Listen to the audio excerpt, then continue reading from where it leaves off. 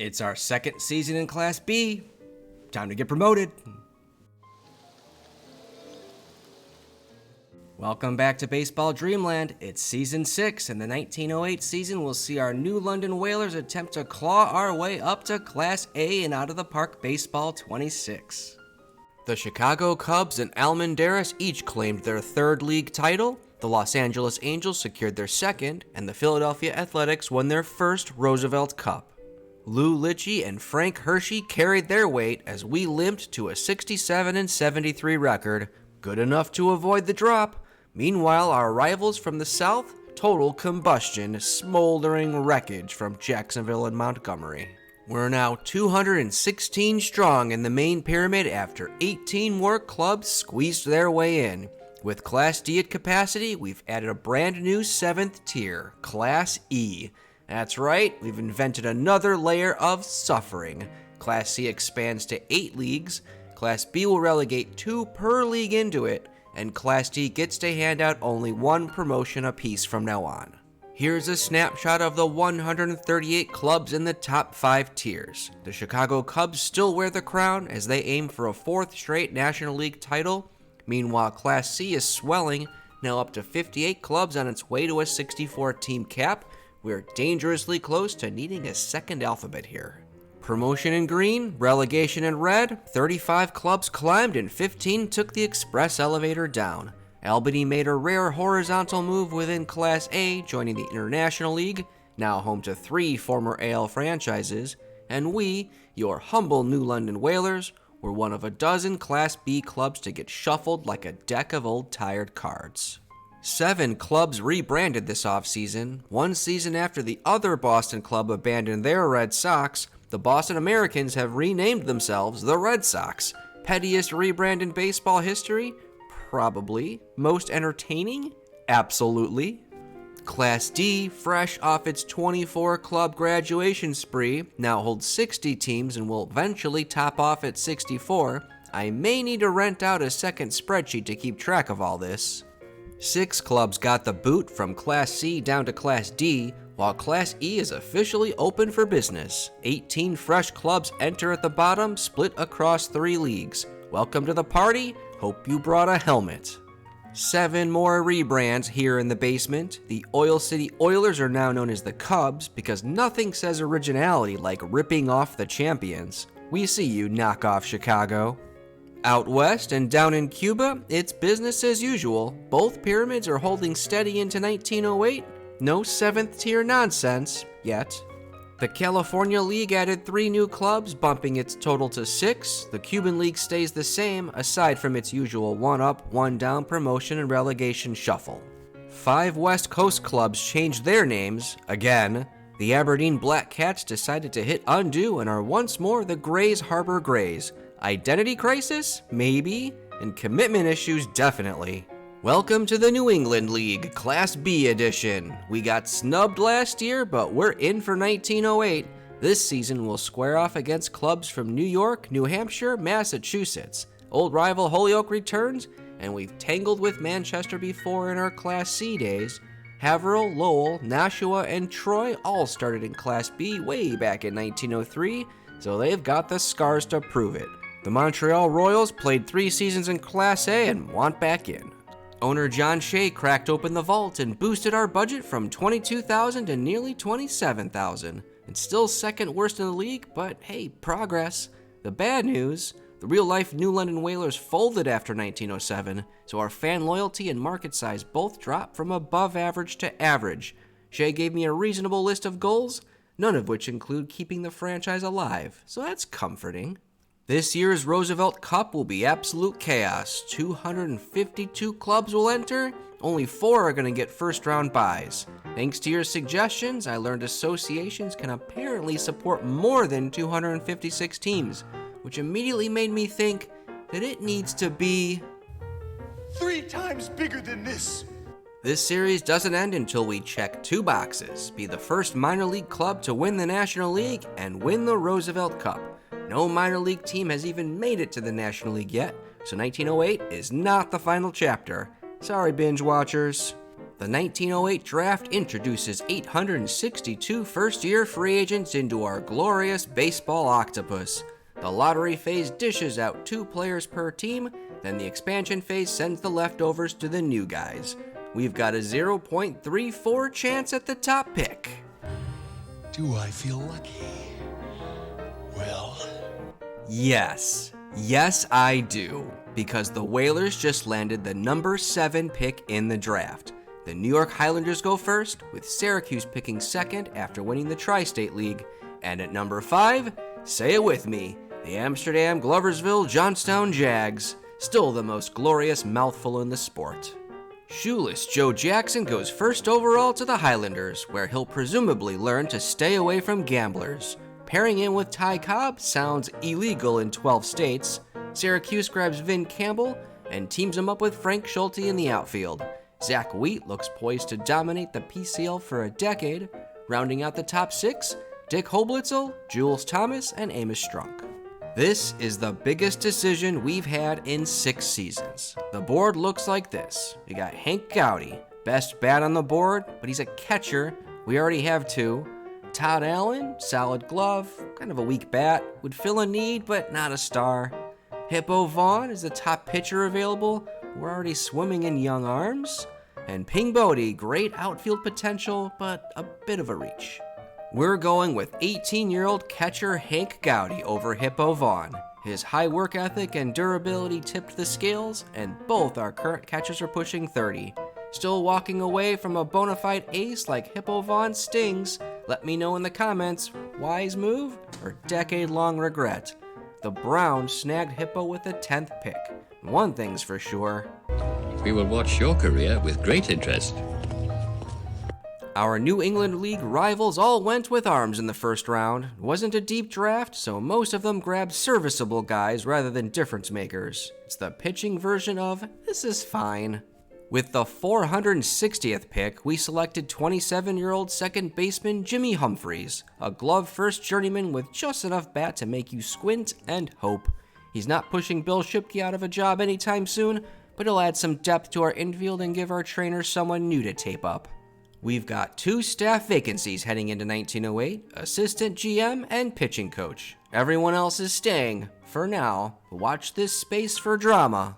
Our new assistant GM is Jim Long, former outfielder for the Louisville Colonels and the Baltimore Orioles, the old ones. His main qualification? He doesn't fight with the rest of our staff. So go play nice, Jim. We paired Long with his 1891 teammate, John Duran, as our new pitching coach. Duran had a 5-10 record in the majors, so not exactly Cy Young, but he's great with player relationships and elite at development. He might be our secret weapon, or just another guy. Alan Perea joins as our new hitting coach after 4 seasons with the Brooklyn Royal Giants. He's a legendary teacher of hitting with top-tier development chops, a clear upgrade. And yes, we're finally letting our hitters learn from someone who's heard of walks. What's this all mean? For the first time in forever, our coaches get along. Oh, sorry, that was my inner girl dad slipping through. What I meant to say is, our staff isn't actively sabotaging each other anymore, so we'll call that a win. So you want to see my strategy? Fine, here it is. But remember, manager Josh Fox has veto power over most of the sliders. I don't steal much, don't shift much, rest players often, and swap guys out like I'm allergic to fatigue. It's not flashy, but he keeps us alive. The Haverhill Hustlers actually made some moves this offseason. 2 trades, including nabbing outfielder Pinky Swander from the Browns. Not a needle mover, but more than we did, so congrats, I guess. Haverhill's got a legit star in 25-year-old John Kane, already racking up 21 WAR over 3 seasons. And yes, that's Billy Hamilton out there, 42 years old and still sitting on 88 career WAR. Over in Holyoke, 19-year-old ace Julian Perez leads the staff, with shortstop Billy Euler quietly backing him up. Lowell's big hope is 21-year-old outfielder Jack Graney, fresh off a 5-WAR rookie campaign. And don't forget about outfielder Moonlight Graham. Win Clark and William Dalton helped Manchester climb back into Class B. They've got a rotation led by Jesse Whiting that could do some damage. Montreal has former New London Whaler Frank Murphy, but their strength is its rotation. Jack Myers and John Malarkey are solid, but the roster is aging fast. In Nashua, Jack Bliss quietly posted 8 WAR last season, but the Millionaires still feel like a Class B team trying to survive on a Class D budget. Hooks Wiltza is the real deal, 8 WAR ace for the Troy Trojans, packaged with Jim Nealon at short, who produced 14 WAR last season. But their position player depth is shaky. As for us, the Whalers enter 1908 with the youngest player in the league, rookie catcher Hank Gowdy, fresh off the draft and already starting. Charles Fuller hits the bench for this season.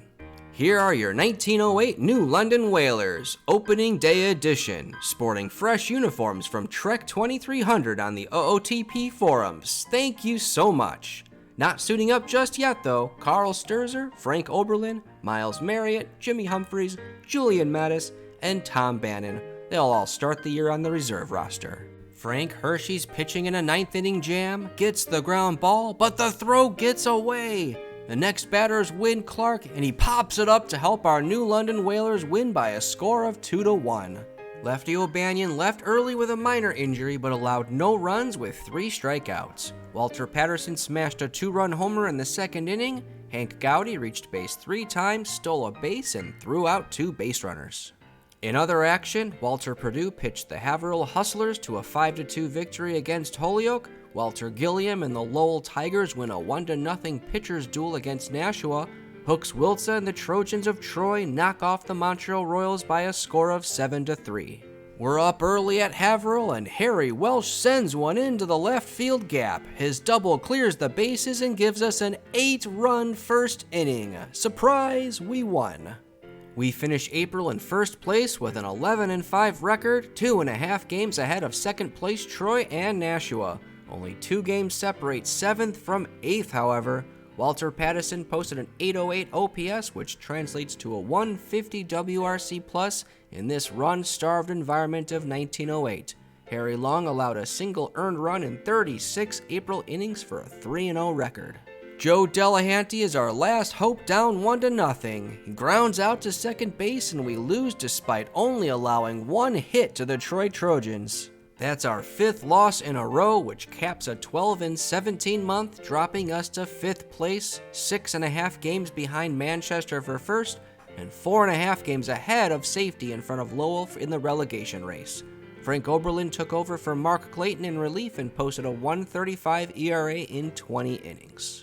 Joe Delahanty is up with our Whalers down by 1. Once again, he grounds out weakly and we lose despite another tight one, this time to the Lowell Tigers. That loss concludes a 12-15 June, leaving us 9.5 games behind the first place Manchester Textiles and only 3.5 games in front of 7th placed Haverhill for safety. Lou Litchie is doing his best to keep us out of the relegation zone, accumulating 4 wins above replacement in the first half. Rookie catcher Hank Gowdy is right behind him with 3. Outfielder Scotty Alcock has also been a key contributor, but is out for a month with a neck injury. Scotty Alcock returned from injury in July and collected an RBI single to score Charles Fuller and cement victory against the 7th place Lowell Tigers. We finished July above 500 and in 5th place. We've got plenty of distance from the first place Manchester Textiles and 7th place Lowell Tigers. While promotion is far from settled, it's plenty safe to write off the Montreal Royals, who are 15 games adrift and in last place. Lou Litchie hit 2 home runs with a dead ball strong 722 OPS, while Frank Oberlin pitched 15 scoreless innings in July. No New England League clubs made any trades, so we move straight into August. Bottom 9th against the hapless Royals. Bill Shipke lines a single through the middle. Scotty Alcock tries to score from second. Safe! We finished 17-12 in August and moved up to 4th place. We're officially safe from relegation, but have virtually no chance to catch Manchester, whose magic number is down to 6 with 11 games to play. The Lowell Tigers remain in 7th and need a miracle to reach safety. Hank Gowdy posted a 755 OPS, and Lefty O'Banion won 4 games with a 1.30 ERA. Harry Welsh and Scott Alcock are nursing minor injuries, so let's get them healthy for the Cup. The regular season ended with a whimper, with Andrew Weiss of the Troy Trojans getting a flyout from Bill Shipke to shut us out 1-0 on 4 hits. We finished tied for third place in the New England League with a 74-66 record, a 7-game improvement over last season. Jim Nealon and Hooks Wiltza topped their leaderboards for the second straight season, propelling the Troy Trojans to 81 wins. But that wasn't enough to overtake Manchester, who earned promotion to Class A. Meanwhile, the Lowell Tigers and Montreal Royals earned one-way tickets to Class C for the 1909 season. For Montreal, it's their 5th straight sub-500 season and 2nd relegation in the past 4 seasons. We finished 3rd in runs scored and 4th in runs allowed for a run differential of plus 55. We led the league with a .306 slugging percentage. How's that for a dead ball stat? Meanwhile, we were the worst in the league in striking out batters and getting struck out. Shortstop Lou Litchi set a franchise record with 9.2 wins above replacement. Now we just need him to stop trying to steal bases. The Hanks both provided over 5 WAR, with Hank Perry setting the franchise record with 60 walks this season. Big shout out to Charles Fuller, who pitched in nearly 3 WAR as a backup catcher. On the downside, this is 2 straight seasons of Joe Delahanty not living up to the family name. All 4 of our starting pitchers contributed between 3 and 4 wins above replacement. Frank Hershey won 19 games, Lefty O'Banion finished with a sub-2 ERA, and Harry Long struck out 116 batters. Mark Clayton was sent to the reserve roster after an ugly start to the season, but Frank Oberlid stepped up with 10 saves, 8 wins, and a 1.48 ERA in relief. Congratulations to the Quincy Gems, the first of 3 teams promoted out of Class E. Benjamin Conklin and W. White led them to 112 wins. Keokuk stays put despite winning 104. The Enid Railroaders will also join Class D after winning 114 games in the Illinois-Missouri League. C. Williams and the Brandon Angels won an astonishing 111 games, but they're stuck in Class E for another season. Pearl LaRue and the East Liverpool Potters are the 3rd club promoted to Class D with 110 wins. They won the Bluegrass League by a whopping 30 games ahead of the Elmira Colonels. Up in Class D, the Wilmington Peaches win the Carolina Association and earned promotion to Class C on their 2nd try with a 91-49 record, 9 games in front of Foley White and the 2nd place Norfolk Tars.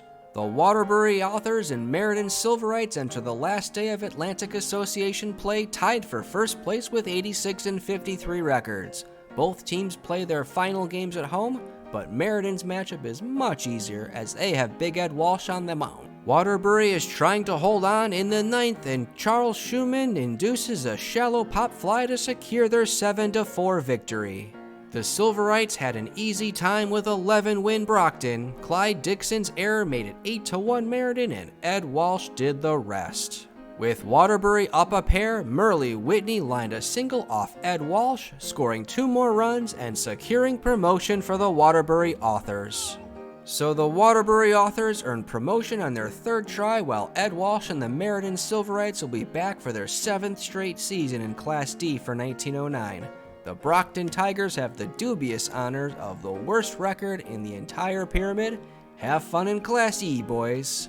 The Gulfport Biloxi Sand Crabs won 90 games and earned promotion to Class C just 2 seasons after finishing in last place. Joe Delahanty's little brother Bill led the league in batter war. Baton Rouge fell just 2 games short, while the 6th place Lafayette Browns finished 19-121. The Johnstown Johnnies and Lancaster Red Roses are tied for the Pennsylvania-West Virginia League lead. Last day of the calendar has them head-to-head for all the marbles. Lancaster's down 3, but with the bases loaded. Clyde Curtis drives it to center field, but it's caught by Wesley Nichols.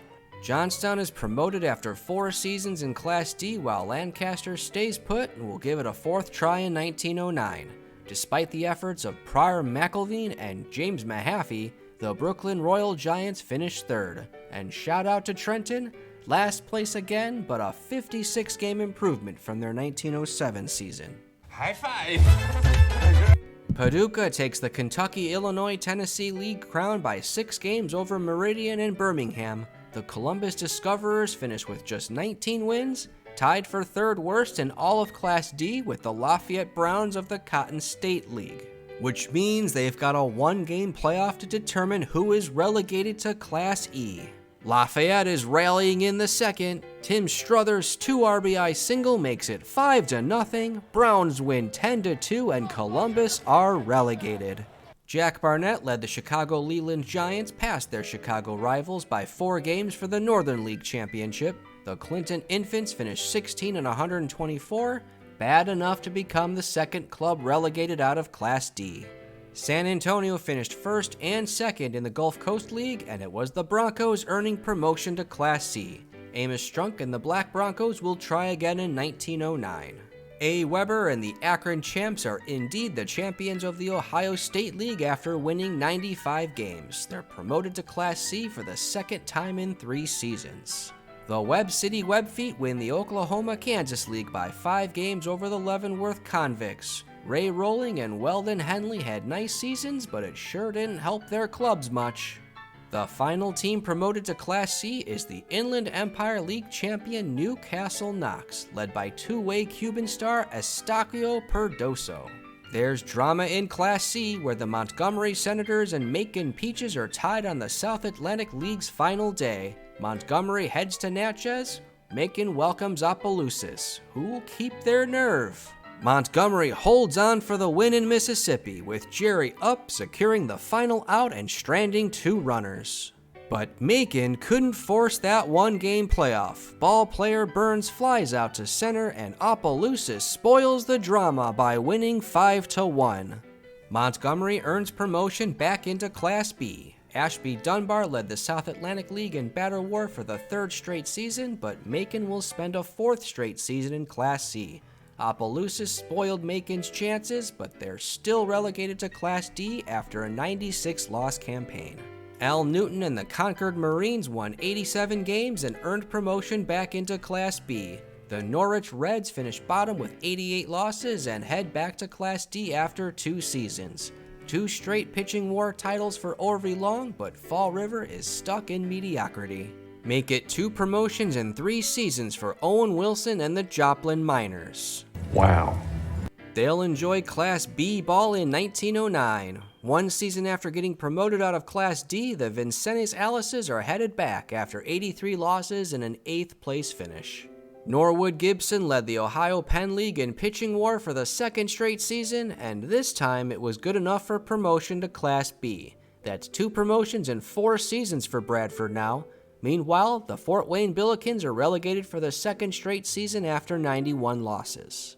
The Ilion Typewriters and Williamsport Millionaires are still fighting it out for the New York State League. Ilion needs a win and help to force a 1-game playoff. Tie game late, but Larry Doyle unties it with the RBI single to right field. Ilion takes the lead and holds on for a 7-5 win. Williamsport needed 15 innings to dispatch York, but ballplayer McKeon's RBI single got it done, and the Millionaires are champs. That's 2 promotions in 3 seasons for Williamsport, but at least Ilion posted their first winning record since 1903. The Reading Pretzels are 1-done in Class C, relegated to Class D after 84 losses. Patrick Bohannon had led the New York State League in pitcher war for the 2nd straight season. Shreveport easily earns their 2nd straight promotion, now headed to Class B and only 1 more step from their starting tier. Rusty Hall takes another Texas League pitching crown, but his Boll Weevils are stuck in neutral. 101 losses means Greenville's stay in Class C was short, relegated back to Class D. The Columbia Gamecocks collect their 2nd promotion in 3 seasons with 86 wins. Augusta's tourist couple of E. Ellis and Clarence Curie snagged 80 wins, but not enough. The Danville Red Sox couldn't handle Class C and head right back down after suffering 101 losses. George McQuillan and the Grand Forks Forkers finish above 500 for the 6th straight season and earn promotion to Class B after 2 straight 2nd place finishes. Sioux City's stay in Class C was a short one. 90 losses gets them a ticket back to Class D. The Davenport Knickerbockers ride Eddie Plank to the Triple-I League title by 3 games over the Springfield Senators, earning their 2nd consecutive promotion and their first taste of Class A ball in 1909. The Duluth White Sox and Des Moines Boosters tied for last, and they're both relegated to Class C. Mickey Doolin has powered the Jersey City Skeeters to 85 wins and promotion back to Class A. The Philadelphia Giants survive without Smokey Joe Williams for most of the season. Dayton and Baltimore finished 7th and 8th, which means they're relegated to Class C. Terre Haute has been in Class B since 1903, but they'll spend 1909 in Class A after winning 94 games and earning promotion. The Hattiesburg Tar Heels lost 90 and bounced back down to Class C. The Waco Navigators lost 97, ending their 3-year run in this tier with disappointment.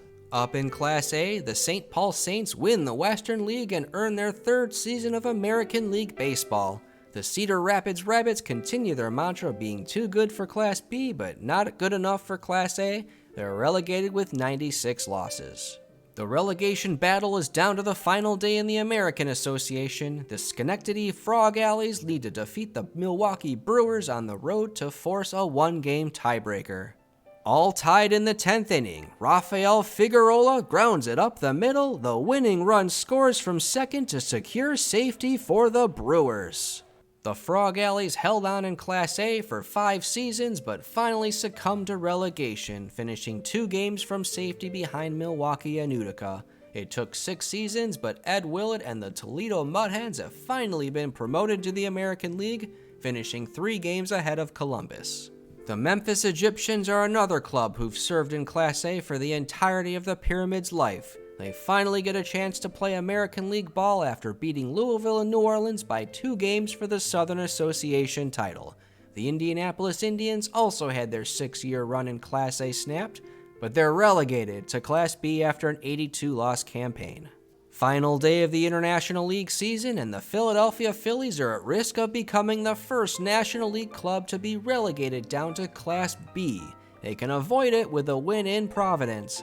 A loss gives the Cuban Giants an opening, but they'll have to beat the mighty Brooklyn Superbas to force that 1-game playoff.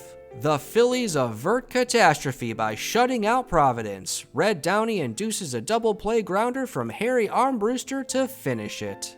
The Cuban Giants lost to Brooklyn anyway to seal their relegation after 4 seasons in Class A. Philadelphia and Boston both finished below 500, while Rube Vickers and the Brooklyn Superbas dominate the International League with 104 wins on their way to promotion after 3 seasons in Class A. The New York Giants win a competitive American League and will return to the National League after winning back-to-back promotions. Ty Cobb and the Highlanders have yet to taste National League action and will have to wait another season. St. Louis, Buffalo, Atlanta, and Dubuque are all relegated back to Class A. The Chicago Cubs just enjoyed their best season yet, 103 wins and a 4th straight National League championship.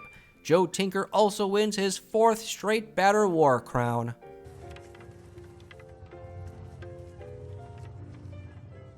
Jose Mendez and Pittsburgh finished second again. The Cincinnati Reds lose 92 and fall from the National League for the first time.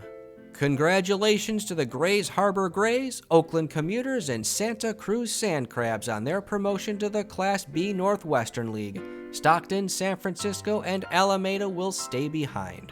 2 clubs and only 1 can stay in the Northwestern League. If San Jose can win at Spokane on the final day, they force a 1-game playoff. Spokane starting pitcher picks up a bat in the 5th and drills one to deep center field for his first career home run, securing survival for Spokane. The loss forces San Jose back into the California League again. The Vancouver Beavers win 85 games and earn promotion to the Pacific Coast League.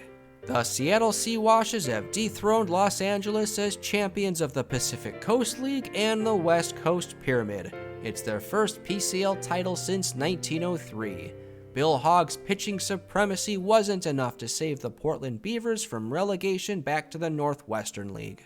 To the Cuban second tier, where Herb Hall helps Columbia to 102 wins and promotion to the top flight, well ahead of second place Fay. The Cuban Pyramid shifts back to 99-win Habana in 1908. That's 3 titles each for Habana and Almendarez. After 95 losses, Carmelita will get their first taste of the Cuban second tier. The New England League's own Jim Nealon led all of baseball with those 13.3 wins above replacement, but no hitter dominated the leaderboard as we've seen in years past. In Class E, Pearl LaRue posted a .404 batting average, while August Smith slugged .671 with a .308 isolated power. W. White racked up 61 wins and 22.9 wins above replacement for the Class E Quincy Gems, but like the hitters, no one player controlled this leaderboard either. All hail Lou Litchie, who posted the highest zone rating, while Walter Patterson finished first in total chances, second in putouts, and fifth in range. Jimmy Weeks of the Kansas City Blues recorded a 1.70 catcher ERA, while Ed Kippert allowed 224 pass balls, and Herman Lutke committed 97 errors. It's Roosevelt Cup time, our 6th edition, now up to 252 clubs. Starts with 124 matchups in round 1. That means a whole lot of mismatches. Many New England clubs got bad news. Troy got the Boston Red Sox, Holyoke drew the Detroit Tigers, Montreal pulled the mighty Pittsburgh Pirates. But New London finally caught a break in Class E's Warren Blues, sub 500, 0 pitching, and only 2 guys who'd crack our bench. After years of uphill slogs, we're the favorites. Let's make it count. McKeesport's down 2 in the 9th and threatening, but ball player Gersh watches strike 3 and Haverhill escapes, and the Hustlers move on. That puts Haverhill into round 2 with another Class E squad. Biggest surprise here, the Class C Canton Watchmakers springing the upset on the PCL's Oakland Oaks. Albany's climbing back from a 7-0 hole. Danville blinks, it's a wild pitch. Heine Wagner scampers home and the Senators pull off the escape. Albany gets to face the Pittsburgh Pirates, who easily handled the Montreal Royals. The Class C Jackson Senators upset the Class B Nashville Volunteers, and the Lawrence Colts done in by San Francisco of the Cuban League. Bottom 12 in Grays Harbor, where Trammell Scott can be the hero or ground out meekly to third. Lafayette Browns advance. They'll take on Rockford next. As for the Cairo Giants, 1 hit. Jack Powell mowed them down and the St. Louis Browns stroll forward. Game 3, Columbia rallies late. Felix Dingle singles to right. The throw's there in time, but it skips away. Columbia wins 6-5. Columbia just knocked out Matanzas and now gets a golden opportunity. The Oklahoma City Mets, one of the weaker Class D entrants. Meanwhile, Hartford made waves by sweeping Spokane, giving us a pair of Class D over Class B upsets in the same quadrant. 14th inning, Memphis against San Francisco Orphans. Del Howard steps up, and it's a walk-off single. Egyptians survive the scare. Memphis moves on to face Syracuse next. The Class C Wilkes-Barre Barons upset the Class B Butte Miners in another blow to the West Coast Pyramid. Fred Browning was perfect through 7 innings. Frank Everhart ruins it in the 8th, but Crookston still cruises past Oil City. Crookston will face the marauding Shreveport Pirates next. The Hutchinson Saltpackers delivered one of the biggest shockers so far, knocking off the PCL champion Seattle Seawashes. Thomas Welch spins a gem for the New Orleans Pelicans. Complete game, 1-hit shutout over the Bellingham Gillnetters. The Pelicans will travel to Springfield next. The rest of this section was good to the favorites. The Boston Red Sox are fighting for survival in Macon. Ashby Dunbar hits it deep enough. The sac fly wins it for the Peaches. Boston's Red Sox have hit rock bottom. After a losing season in Class A, they're eliminated in the first round by the Class C Macon Peaches.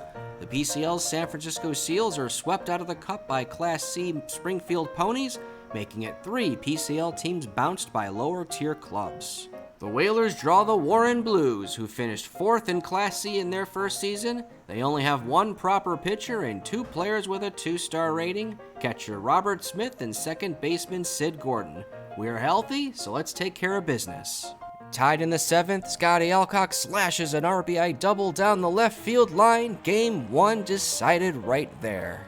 Game 2, tied in the 5th, Hank Gowdy rifles a 2-run double into the right field corner. Harry Long does the rest, going the distance to punch our ticket to the second round. It was closer than I'd like, but we shut down the other team's stars and won ugly. We held Warren to just 8 hits over 2 games and outslugged them in the clutch. Wasn't flashy, but after a pair of one-and-dones, take it. We'll renew acquaintances with Ed Walsh of the Meriden Silverites next. They've advanced past the Minneapolis Keystones in 3 games.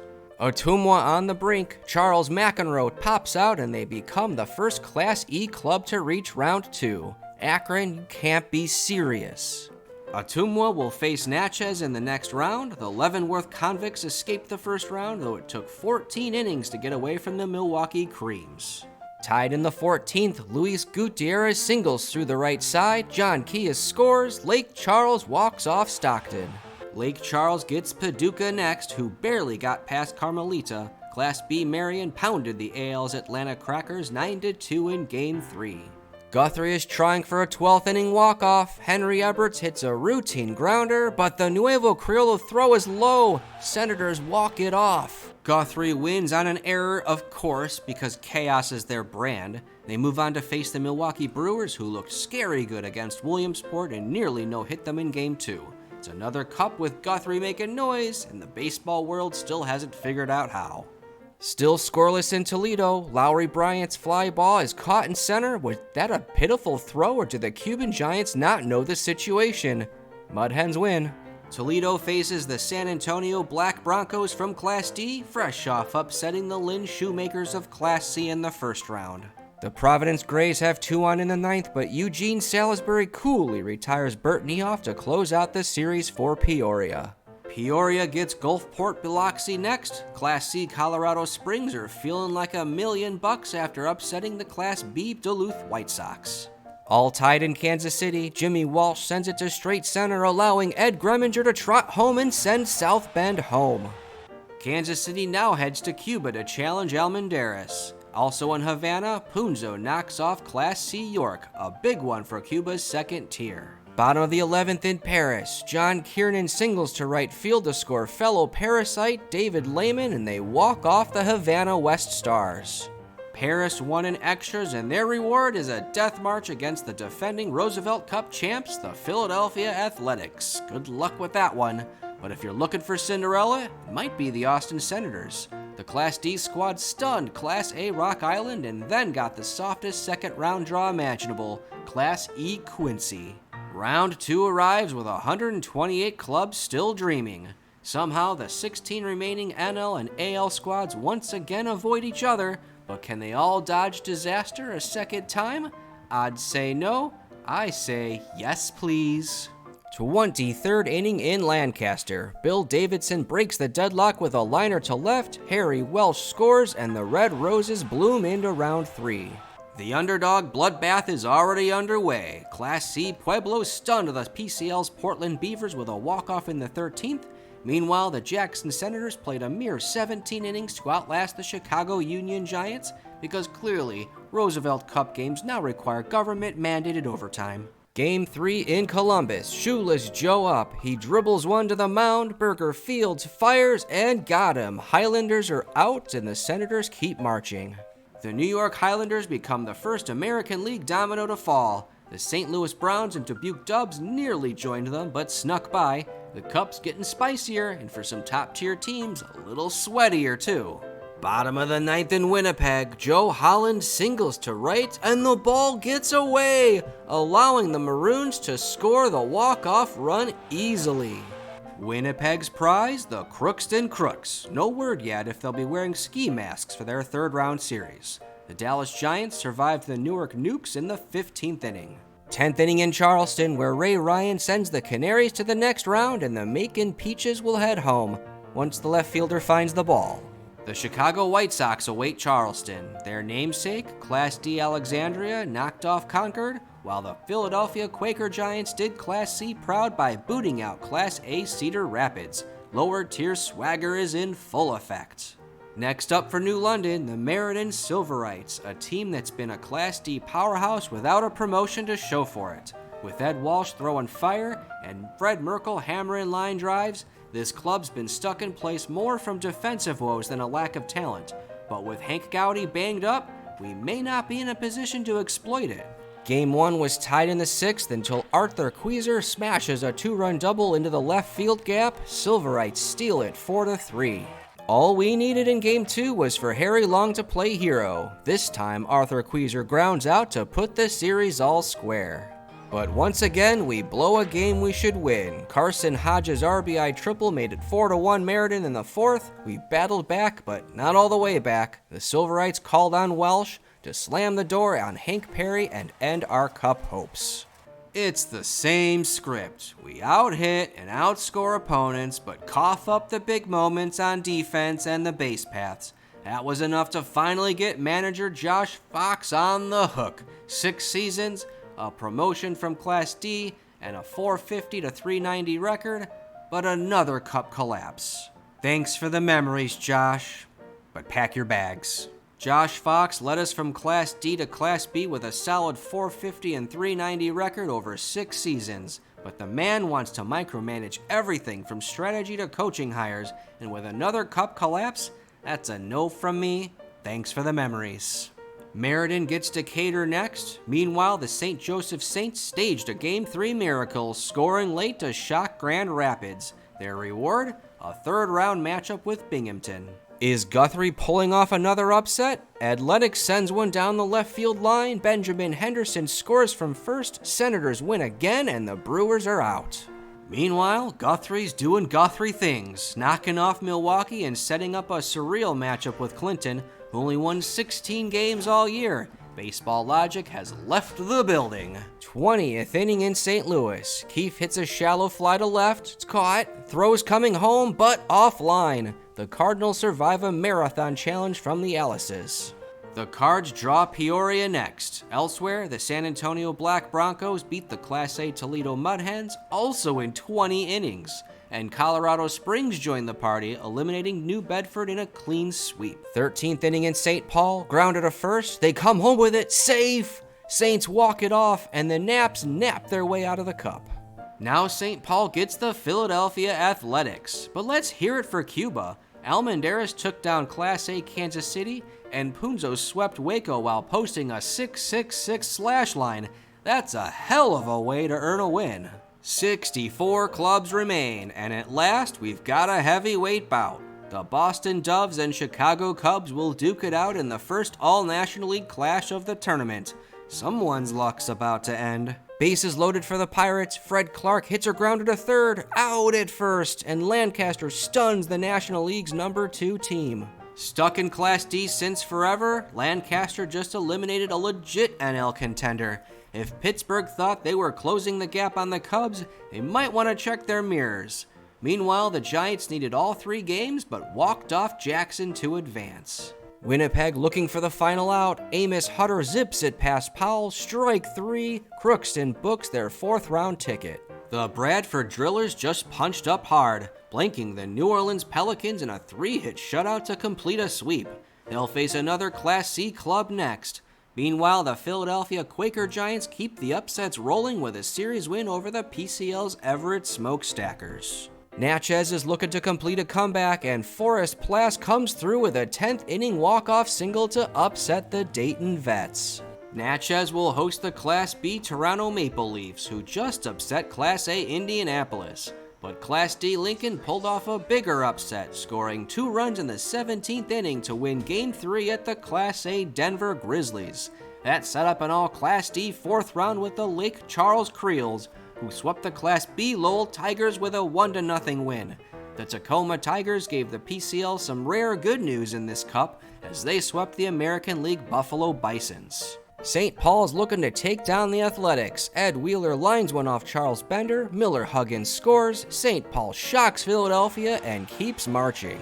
Another National League team bites the dust. The Class D San Antonio Black Broncos took down the Cincinnati Reds with a 6-4 Game 3 win, and the LA Angels couldn't survive the Terre Haute Hottentots, who showed no mercy in a sweep. The upsets just won't stop. Just 32 clubs remain. The highest tiers are wobbling. Only 3 National League and 5 American League teams have survived the chaos so far, and none of them are safe now.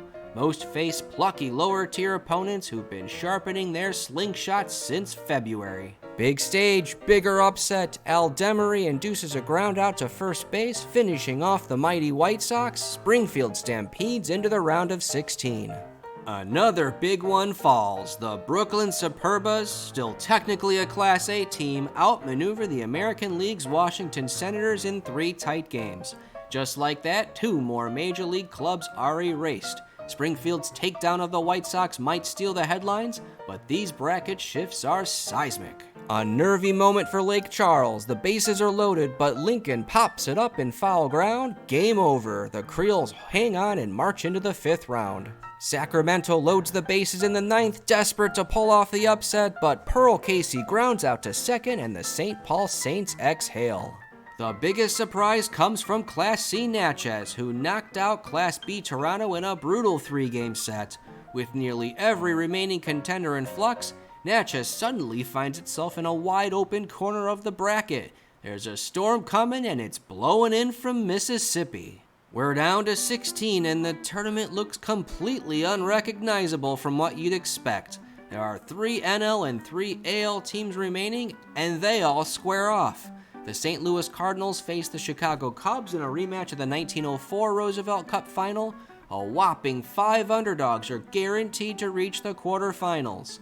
Cinderella's not just at the dance, she's headlining. Bases loaded for Springfield. Monty Wood punches a walk-off single through the infield, knocking out the Quaker Giants and sending the Ponies to the quarters. Henry Diesel's looking to send Tacoma through. He singles through the hole. Tigers are in the 5th round and the Lake Charles Creoles are out. Another favorite goes down. The Chicago Cubs, fresh off their 4th straight NL title, are eliminated by the Cardinals in 3 games. The other side of the bracket keeps breaking as well. Class C Natchez keeps shocking the world by knocking out Binghamton, while Terre Haute knocks out the St. Paul Saints. 5 regional teams left. 4 of them existed below the AL when the Cup launched in 1903. If any of those win it all, challenge number 2 is toast. Detroit heads to St. Louis to face the Class A-bound Browns. The Springfield Ponies bring their Class C magic to Brooklyn to face the newly promoted Superbas. Class C Natchez heads west to challenge the Tacoma Tigers. Lastly, the St. Louis Cardinals head to Terre Haute Hottentots, who just got promoted to Class A. Down to the wire in St. Louis, John Deering pitches to Klondike Douglas, who loops one toward left field, but caught. The Detroit Tigers are in the semifinals. They'll face Brooklyn, who ended Springfield's remarkable run in 3 games. The Ponies nearly made history from Class C, but the Superbas stay on track for their first cup since losing in the 1903 final. Natchez is looking to make history, but Tacoma's threatening. Pitcher Rube Bressler snares a comebacker, and the Mississippi Miracle continues. History achieved. Natchez becomes the first team from below Class A to reach the Roosevelt Cup semifinals. It's an even deeper run than Guthrie in 1906 or Wilkes-Barre in 1907. They'll face a juggernaut, the St. Louis Cardinals, who gutted out a 3-game win over Terre Haute to return to the semifinals for the first time since 1904. We're down to 4. The Superbas last reached the semis in 1903. They'll have the Detroit Tigers, who are first-time semifinalists. St. Louis Cardinals reached the final in 04, and they'll travel to Natchez, Mississippi to rescue our second challenge. The tying runs are on for the Tigers in Brooklyn. Jimmy Barrett sends it down the line, but fielded by Bill Dolan, and the Superbas reach the final. St. Louis leads in the 8th, and this 2 RBI single by Bryce Petway provides breathing room. The dream ends for Natchez, but they walk away as heroes.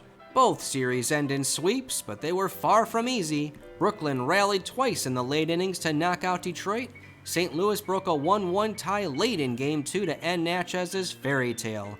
No 1903 minor league team has ever won the Cup, and with Natchez out, challenge number 2 survives for 1 more year. The St. Louis Cardinals are back in the final for the first time since 1904. They're a gritty, injury-riddled team that lost Tris Speaker, but keeps winning behind the bats of Cy Seymour and Homer Smoot. The Brooklyn Superbas are first-time finalists that received a huge boost from number 4 draft pick Dick Hoblitzel. He and Jimmy Sheckard wrecked the International League to the tune of 104 wins, and they'll look to become the second Class A club to win the Roosevelt Cup. The Cardinals played mostly on the road, only losing twice. One of those losses was at the Chicago Cubs, who were their only National League competition during the Cup. Brooklyn has spent the entire Cup at home. They knocked out 2 American League clubs and were taken to the deciding games on 4 separate occasions. The Superbas have played with fire, the Cardinals have walked right through it, one of them is about to be immortalized. Bruce Petway's 2-run double in the 5th inning off Oscar Jones made it 5-1 Cardinals. They'd add 1 more run and take the first game by a score of 6-1. The Cardinals are 4 outs away, but Tom McCreary lines a single up the middle, the throw gets away, and Brooklyn turns the tables in Game 2. Brooklyn finds themselves up in Game 3, and Hunky Shaw lines a 5th inning double down the line that will clear the bases of Superbas. Charles Moran pops out to end it, and Brooklyn explodes onto the field in celebration. The Superbas are Roosevelt Cup champions. After losing Game 1, Brooklyn rode the pitching performances of Rube Vickers and Ed Ruhlbach and stuffed the base paths relentlessly. Dick Hoblitzel reached base 6 times over those 3 games. The Brooklyn Superbas have done it. From their International League perch, they've knocked off all comers, survived 5 Game 3s, and claimed the Roosevelt Cup. They're just the 2nd Class A team ever to win it, and they'll be promoted to the American League in 1909 as well. Oh yeah, and the Cubs, they won the NL pennant again. That's 4 in a row, and they're not slowing down. But the Roosevelt Cup has reminded us, when it comes to that postseason, regular season royalty means nothing. Also, congrats to the Seattle Seawashes on winning the West Coast Pyramid for the 2nd time, and Habana on winning the Cuban Pyramid for the 3rd time. Our New London Whalers acquired our first player with a chance to be a real difference maker, and we improved again. We're closer to promotion than relegation, but another Roosevelt Cup passes without the baseball world hearing from us. Hopefully 1909 brings promotion and a cup run, but that's a story for another day. That's it for 1908. Another year, a bigger pyramid, another Roosevelt Cup failure. If you enjoyed the video, please like, subscribe, try to survive until the 1909 video comes out. I'll see you for that one.